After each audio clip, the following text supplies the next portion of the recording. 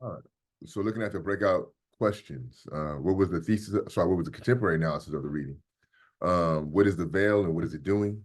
And then, according to Du Bois, what is double consciousness? So, who would like to discuss how they talked about the contemporary analysis for the text? I'll go first. All right, thank you. Basically, like it shows how the roots of slavery and oppression still lies, and how systemic oppression in the U.S. Still holds Black people back. You know, such as educational wise, how despite like there is being education, it's still the educational system of like white America still covers and hides the history of black people's past and achievements. Perfect. You still see those roles of oppression playing out in systems today, and you pointed out the educational or schooling system in particular. Perfect. Anyone else? What is your contemporary analysis for the reading?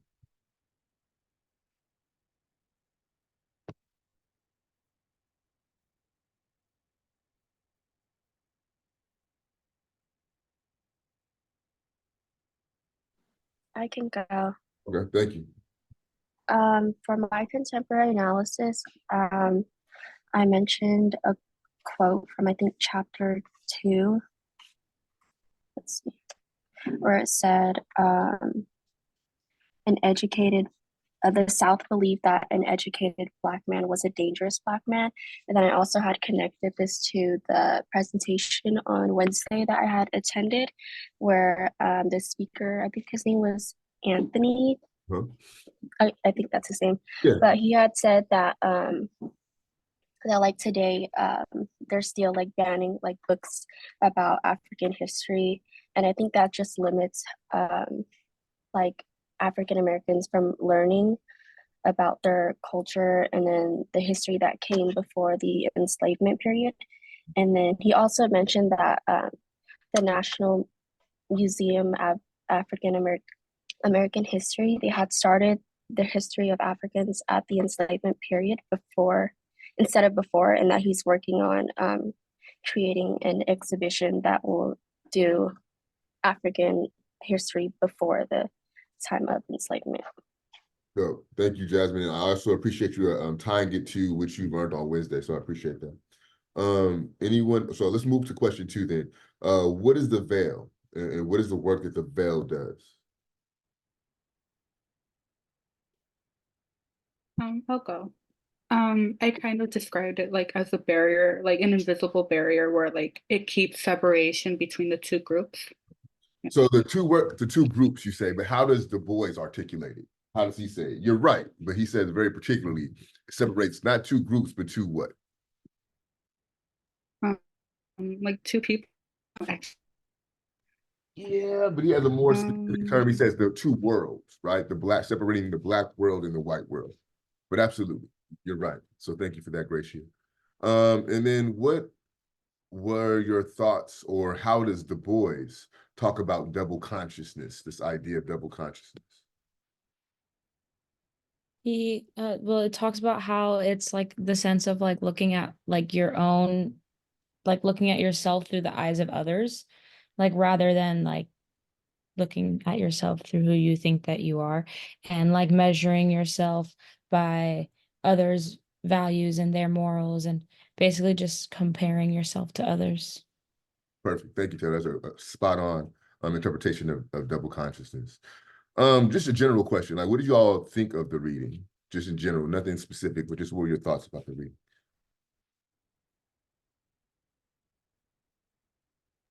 It gives a lot of insight, on the topic of Black culture, I would say. I think you're right, especially when you say the term Black culture. And as I get into my lecture, I'll point out why you're really, really onto something as you are attentive to Black culture. Others, what are your thoughts on the reading, just in general, nothing specific, but what are your thoughts on the reading? Did anyone find the reading inaccessible? Like it's too hard to understand? Or Kate, go ahead. Were you gonna say something? Yeah, I was gonna talk about how it was very eye-opening, how a part of it talked about how I think it was like the song or like the I wrote it down, the spirit of like that true America, like true America, which like my interpretation of it is really rugged, really like brute kind of. But in this text, it was talking about like good humor or like good nature or like the soul of America actually is from like a black experience and not the white experience. And so like what all of this is saying, it has nothing to do with anything I've learned, and it has a lot more to do with what this class is teaching. And I really liked it. Thank you, Kate. Anyone else? Your general thoughts on the reading? So I'll repost my, or sorry, I'll restate my question. Did anyone find the reading inaccessible? Like just kind of hard to digest or understand? Or I picked this up like, yo, what the fuck is he talking about? Anybody? There's one chapter I just did not understand. It was the wings of Atlanta, because I know he's like like to like mythology, and that's like the one chapter I was just like, oh my God, I don't know what he's talking about. How many y'all, you only supposed to read the first chapter. How many y'all read multiple chapters? I read it all. God damn. Anthony, I No, read a lot of I thought we were chapters supposed to too. read like all of them. nah, yo, Yeah. just the first chapter. But what, you know, hey, more power to y'all. You know what I'm saying? Dope. Well, let's get into it. And the reason why I asked if anyone found the text inaccessible, um, I want to say I was maybe 20 when I first tried to pick this up.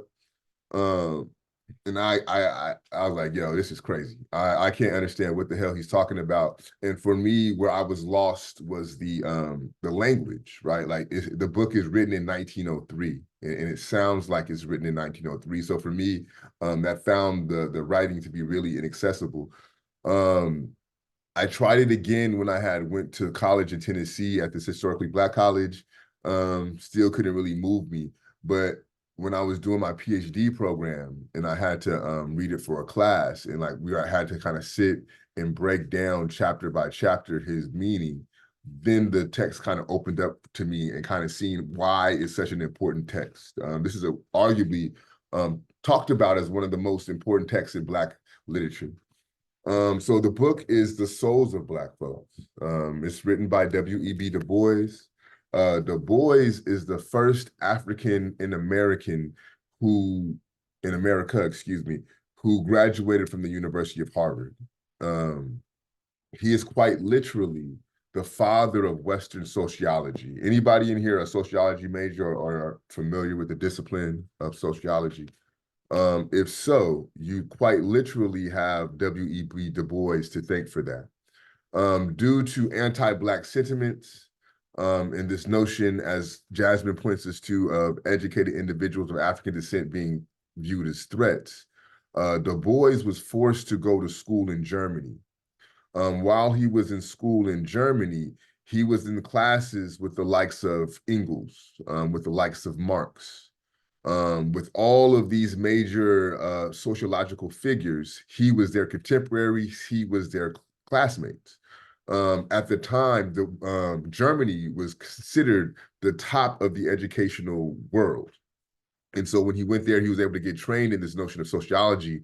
And when he came back to the United States and finished his PhD at Harvard, he was commissioned by the University of Pennsylvania to write the book, The Philadelphia Negro. This book, The Philadelphia Negro, is not the world, excuse me, is the United States' first sociological study. And in this study, he goes into South Philly and studies the lives of the Black folks within South Philadelphia, right? So this book alone traces him as the forefather of sociology within the United States. So this just kind of gives you the scope of who W.E.B. Du Bois is, right?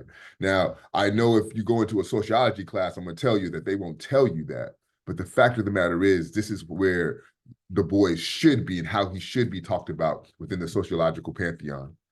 So looking at the opening chapter, which is of our spiritual strivings. So let me ask you this. What does it mean to strive for something? Because the chapter is titled Of Our Spiritual Strivings. So what does it mean to strive for something? Go ahead, Jay.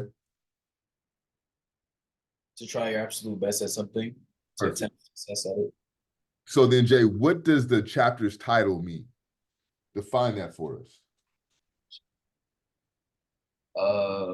The first, or wait, which one? The first chapter. So if the chapter is titled Of Our Spiritual Strivings, what does that mean?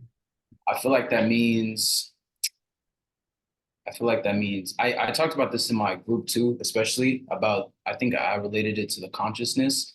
I was Okay. going to relate it based off of how, because I know in some other material we used to talk about like the heightenedness of just like the African mind, and how they, like, even from the beginning, that their spiritual and mental like state of it is beyond than other, and it's Okay. just a smarts of just like at the top basically. So I feel like when it comes to our spiritual striving, it's that sense of wanting to be the best and wanting to be successful, not only for yourself but within the elements of like your mind and the way that you view life. Okay. So what you're articulating is what Du Bois is talking about within the chapter, and you're right. But just anybody, right? Just very plainly state for me, what does of our spiritual strivings mean? Well, like you read that, you interpret that. What does that mean? Of our spiritual striving. So we know that to strive for something is to try really hard, right? But what does that statement of our spiritual striving mean? It's essential to understanding the thesis of the reading. So I believe that the question that they was trying to,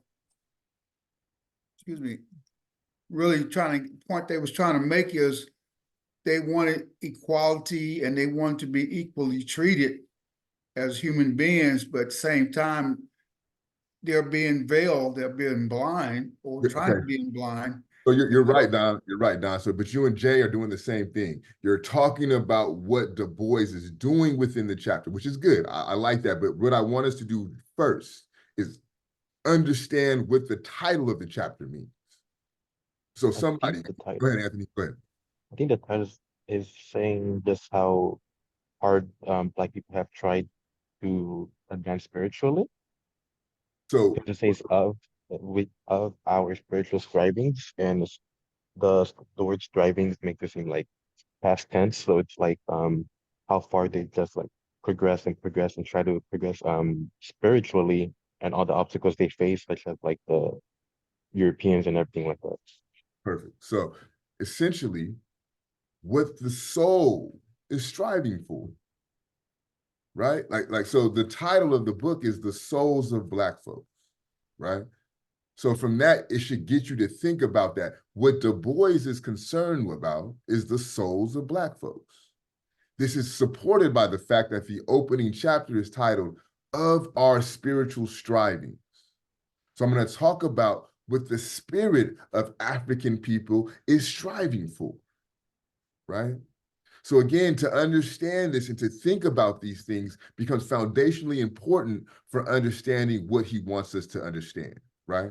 But before you even get into the text, right? You have this epigraph of a song, right? Keep this in the back of your mind as we work through the reading. Because this notion of a song becomes vitally important, and it's tied to what August says about culture. In the opening paragraph, between me and the other world, there's an ever unasked question. Unasked by some through feelings of delicacy, by others through the difficulty of rightly framing it, all, nevertheless, flutter around it. They approach me in a half-hesitant sort of way, eye me curiously or compassionately, and then, instead of saying directly, how does it feel to be a problem?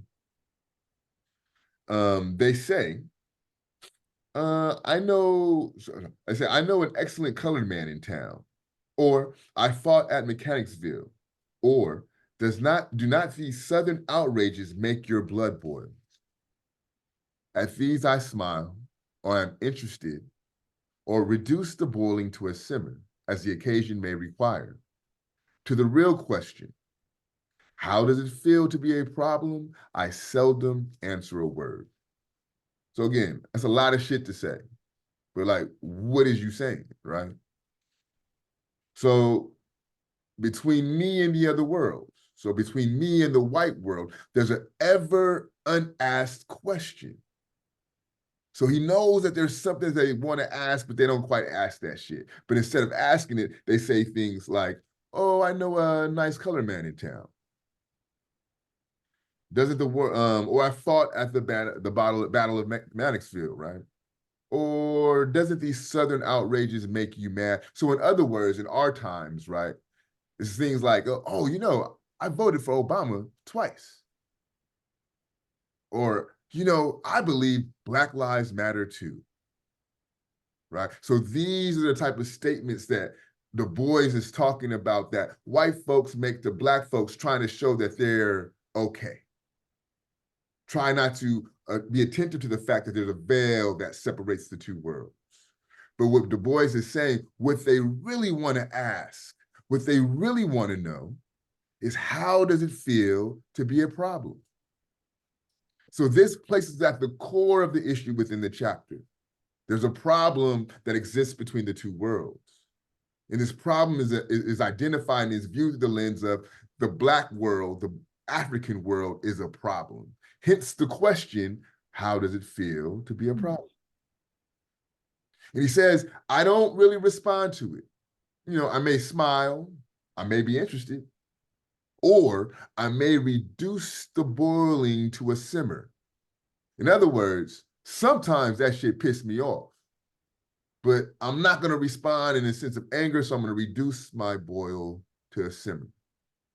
But to the real question, how does it feel to be a problem? I don't tell him shit.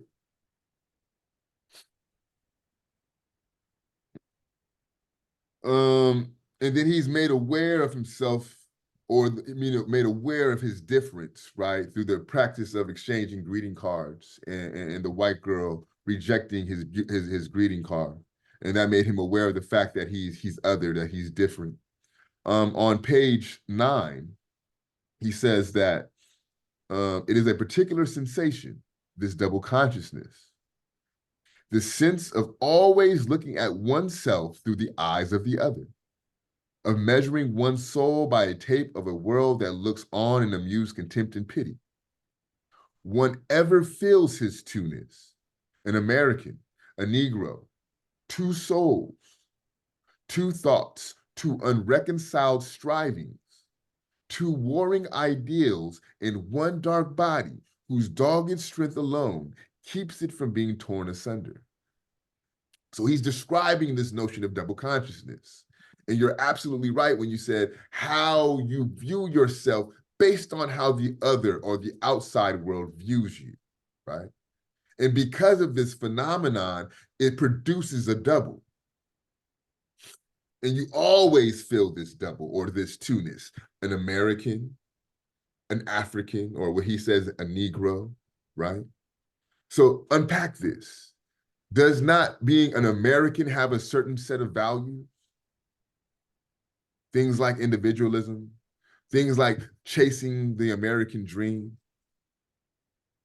Does not being African have a certain set of values? Things like collectivism, things like not being focused on solely the material. So these are two different values in one individual. And this is why he says that they're warring. There's tension produced between this double. Two souls, two thoughts, two unreconciled striving. So we know that striving means to work at something or to attempt to gain something with all your might. So what he says is this two-ness produces a striving that is working in opposite directions. Two warring ideals in one dark body whose dogged strength alone keeps it from being torn asunder. So he's saying it's the strength of the Black individual, the pure strength alone that keeps this war inside of him from tearing him apart or tearing her apart. And here we get into the thesis of Du Bois's work on page 9, third paragraph. This then is the end of his striving to be a co-worker in the kingdom of culture, to August's point, to escape both death and isolation, to husband and use his best powers and his latent genius. These powers of body and mind have in the past been strangely wasted, dispersed, or forgotten. One more time. This then is the end of his striving. This is the desire. This is purely what the African wants. To be a co-worker in the kingdom of culture. So what does it mean to be a co-worker? Does it mean that someone is above you? No. Does it mean that someone is below you? No. Your co-workers are the same. They're equal with you. But to be a co-worker in a kingdom of culture, what does that mean? To be a co-worker in the kingdom of culture. What do you think that means?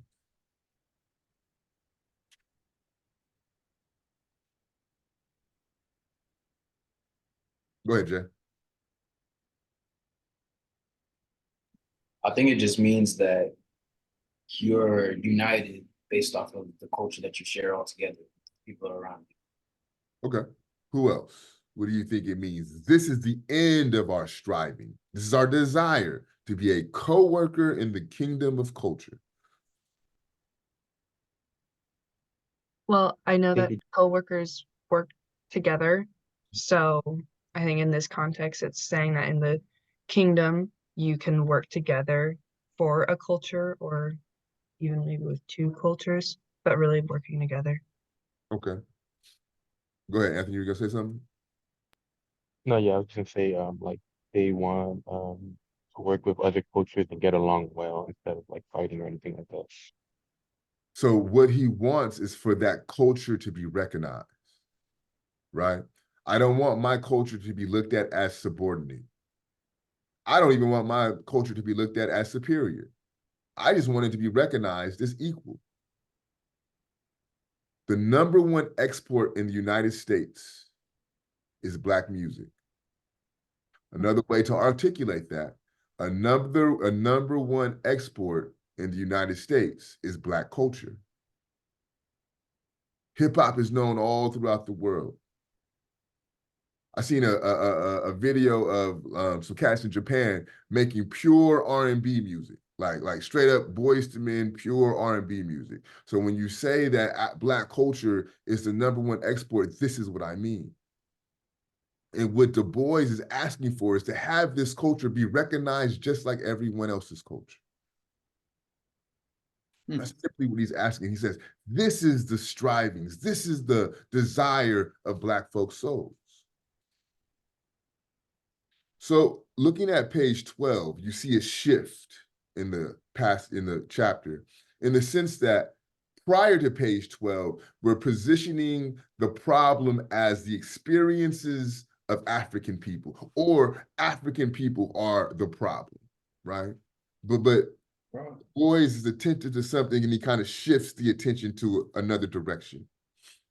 He says, on the bottom of page 12, he says, in those somber forests of his striving, his own soul rose before him, and he saw himself, darkly as through a veil. And yet he saw in himself some faint revelation of his power, of his mission. He began to have a dim feeling that to attain his place in the world, he must be himself and not another. For the first time, he sought to analyze the burden he bore upon his back, that dead weight of social degradation, partly masked behind a half-named Negro problem. He felt his poverty without a cent, without a home, without land, tools, or savings. He had entered into competition with rich, landed, skilled neighbors. To be a poor man is hard, but to be a poor race in the land of dollars is the very bottom of hardships. So the shift takes place in recognizing like, yo, the problem is not because I'm Black. The problem is because I have not been given the proper opportunity nor the resources to play this game of competition with those who have all the opportunities and who have all the resources. Think back to last week's discussion when I asked you all, why do you think they call race, why they call us in races? And we all said that race really means competition. And I say that we're competing for resources, right? This is what Du Bois is talking about. He says, to be a poor man is hard, but to be a poor man in a race, to be a poor race, excuse me, in the land of dollars is the very bottom of hardships. So it's one thing to be poor, right? If everybody poor, it's not going to be that bad, right? But if you're poor in a space to where people have opulent wealth, that's the worst position that you could be in. And then be expected to compete with those who have wealth, who have generations of wealth. This is the equivalent of saying, yo, this gentleman who is experiencing houselessness, right? How are we going to compare you to a millionaire? That's an unfair comparison. You couldn't expect them to compete. But what Du Bois is saying, this is the experience of African people. So instead of saying that we are a problem, the problem is you're expecting us as a people to compete with those who had a 400-year head start. Think about this. If you have someone to do your work for you, hear me out. For those who work, okay? For those who have a job, think if you had someone to go to work for you and you get paid for that labor, okay? And this system goes on for, let's just say, 40 years. And all that money that you amass for their work, right? You could use that money to feed your children, right? To buy a home for yourself, right? Investing in savings, right? Now, all that labor that individual put in, they received nothing for it. And then you expect that person to be on the same playing field with you. Well, why don't you have a house? Why are you so angry? Why are you prone to criminality? Do you see what I'm trying to get you to, what I'm trying to explain here? Du Bois is pointing out that this is the issue with Black folks. This is what Black folks are dealing with. You can't expect them to be on a level playing field when you're giving them nothing. In fact, their labor has built up your wealth. This is the problem. And through the chapter, he talks about the various means that African people took to achieve their freedom.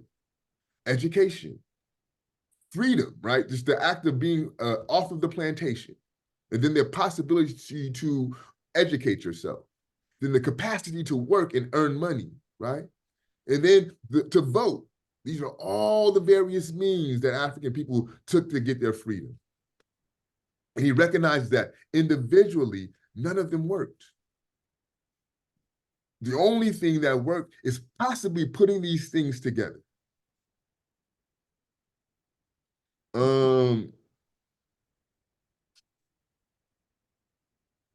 I want to get to where Kate pointed us to.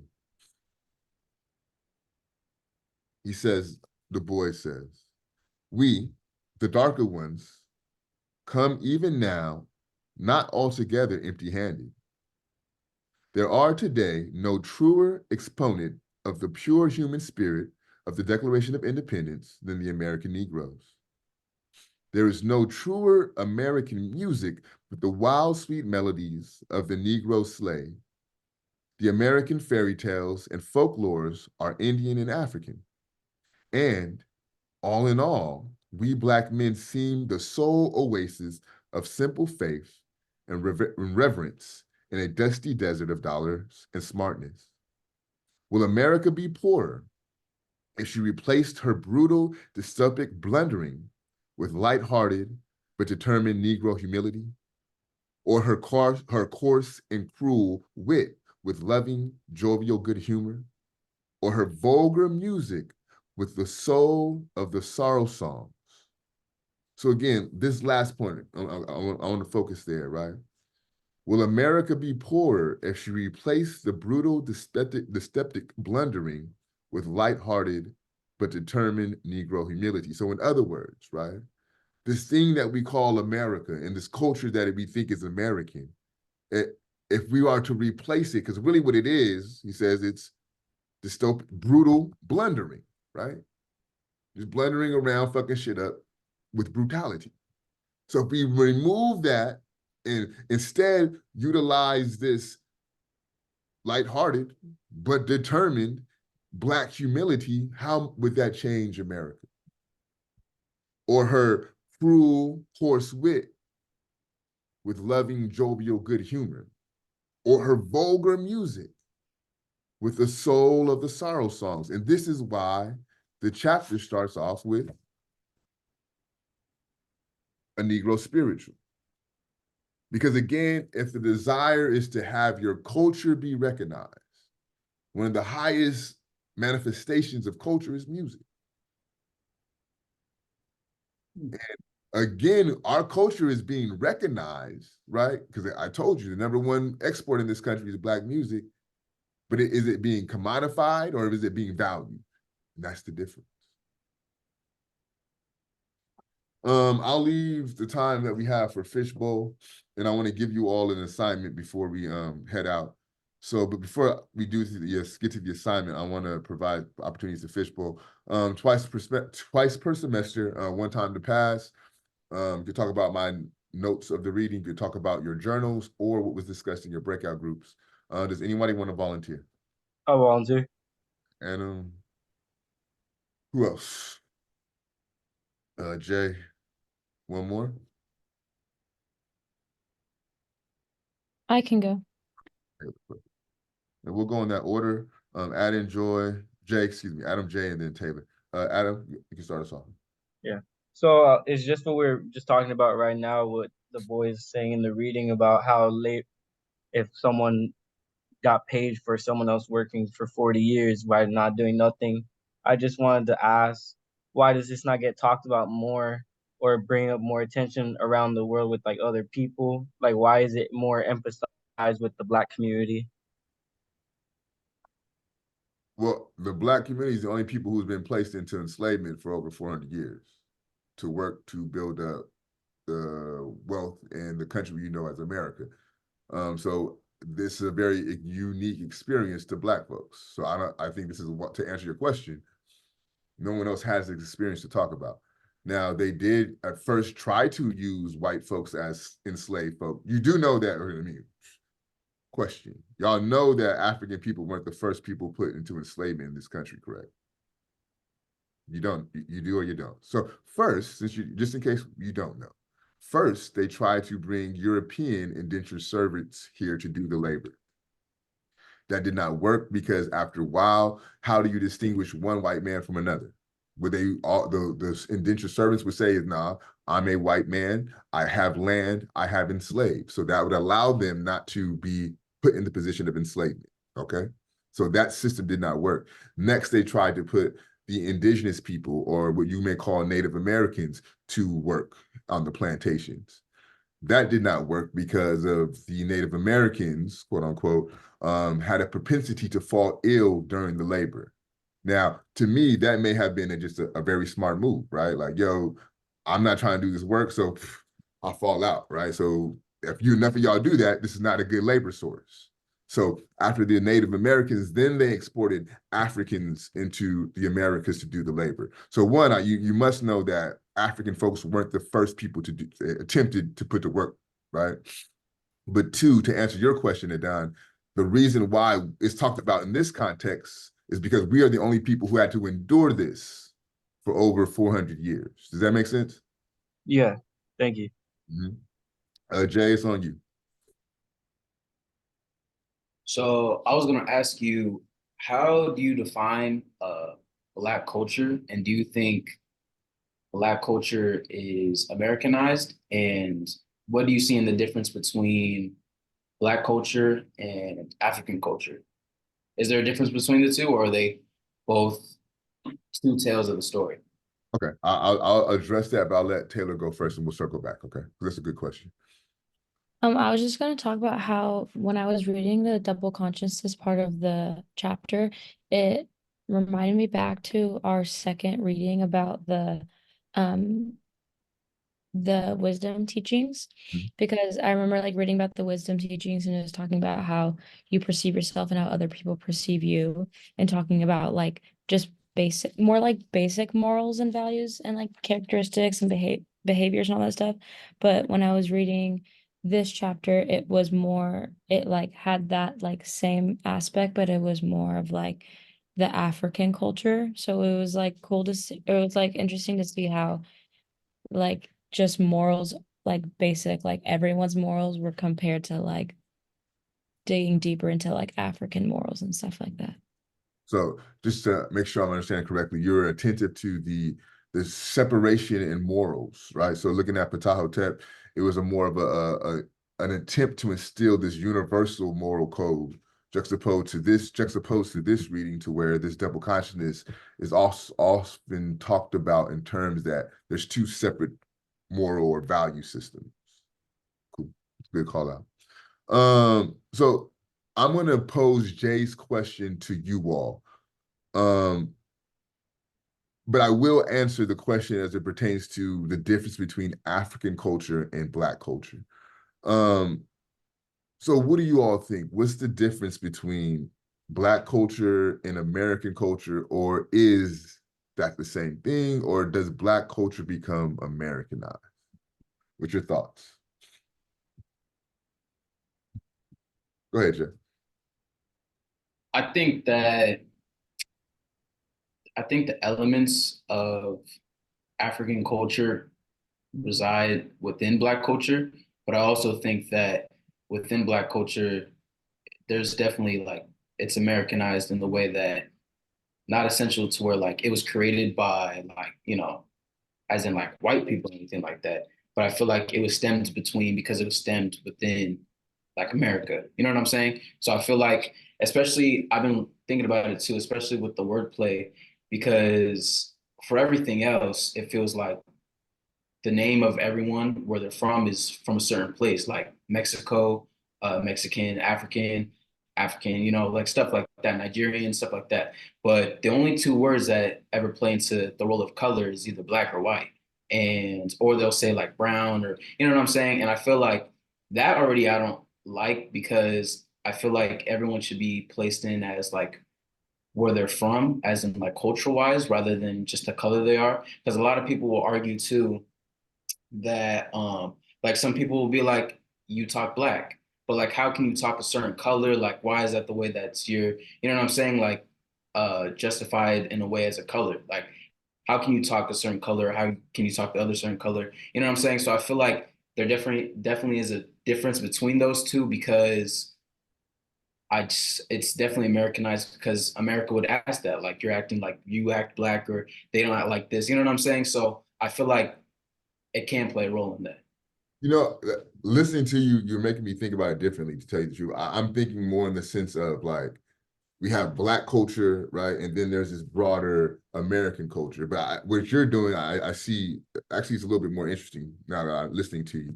But I think also, though, this notion of distinguishing between Black culture and American culture in the broader context, right? I think that becomes important.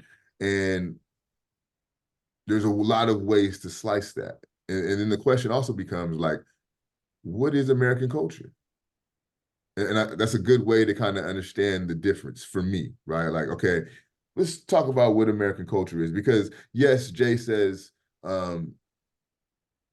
he'd rather not call it Black culture, and this is why I would say it's truly African culture. But we could talk about it. Black folks talk a certain way. Is this not true?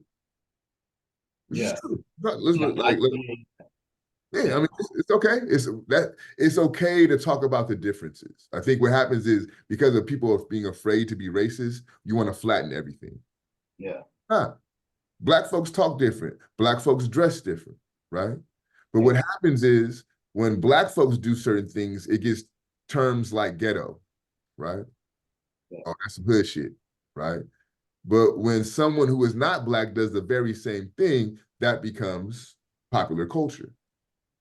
And to me, this is the tension that I'm attentive to when talking about Black culture versus American culture. Black women have been wearing long nails and big hoop earrings since the 80s. Yeah. And do Kim you Kardashian, right, oh, but let me just make this last point, I got you.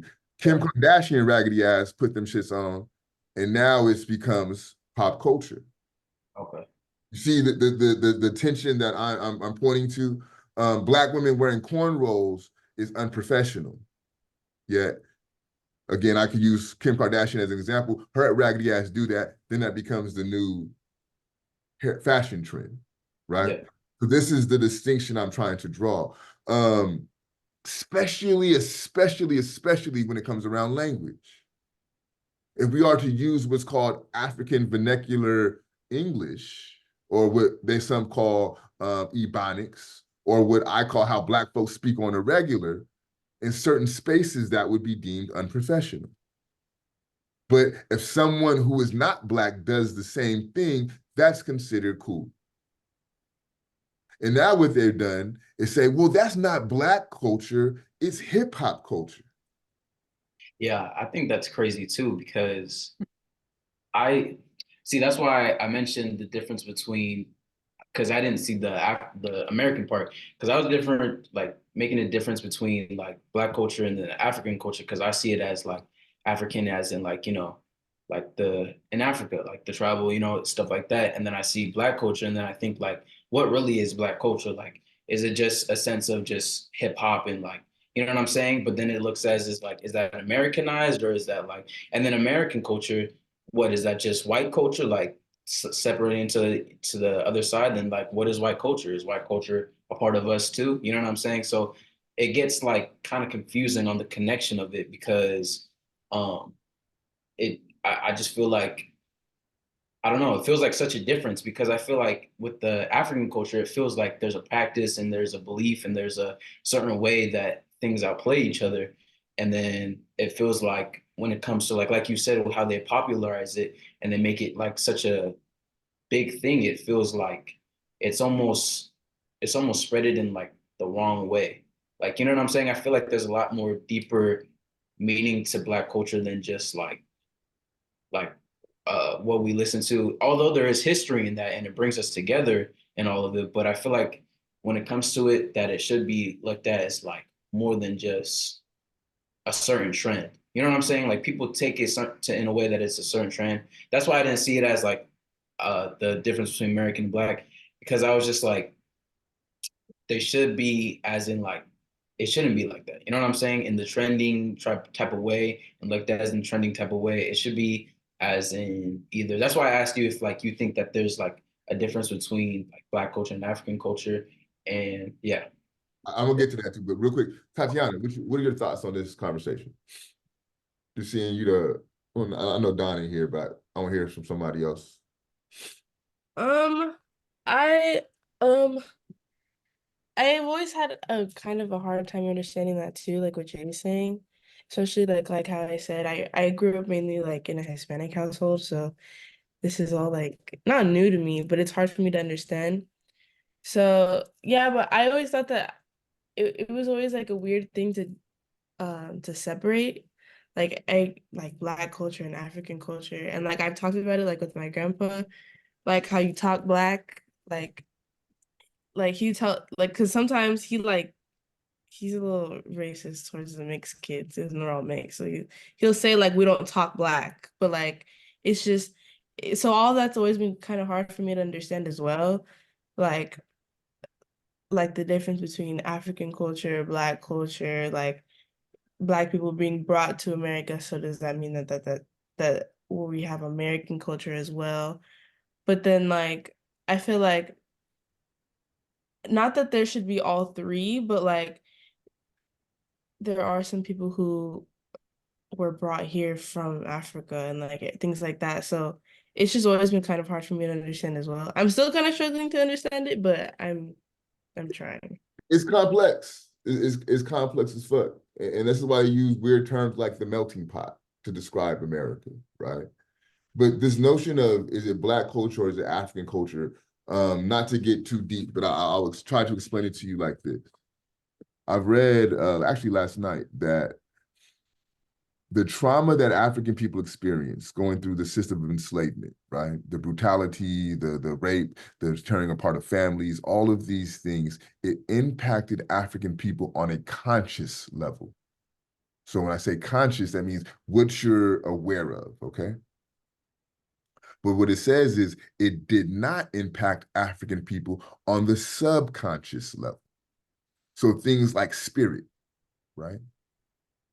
So with that being said, what you get when you talk about Black culture pertains to African culture is African people subconsciously, or Black people subconsciously expressing their Africanity without knowing that it's African.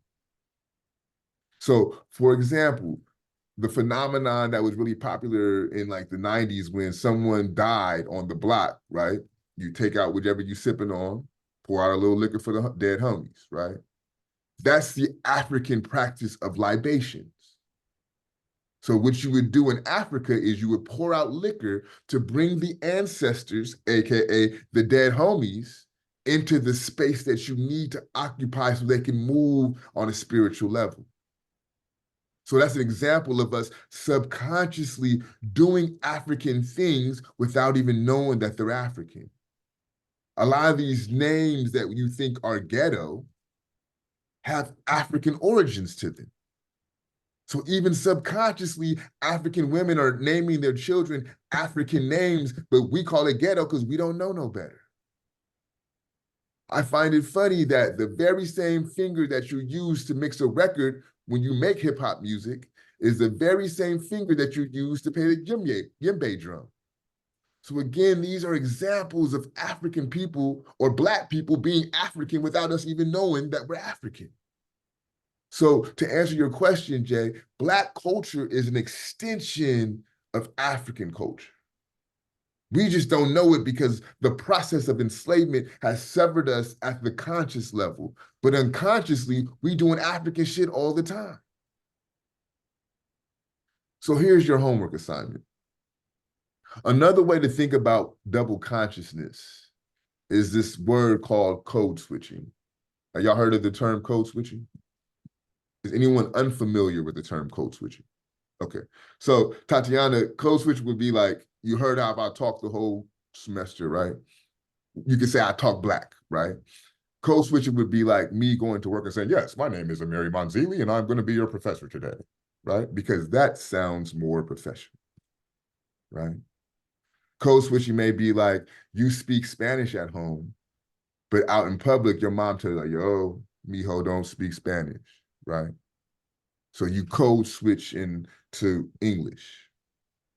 So another way of thinking about code switching, again, use double consciousness to help inform how you understand double code switching. Because of how the other world views you, you're going to perform in a way that makes them comfortable. And it diminishes who you truly are. So this is your assignment. First, identify where you code switch.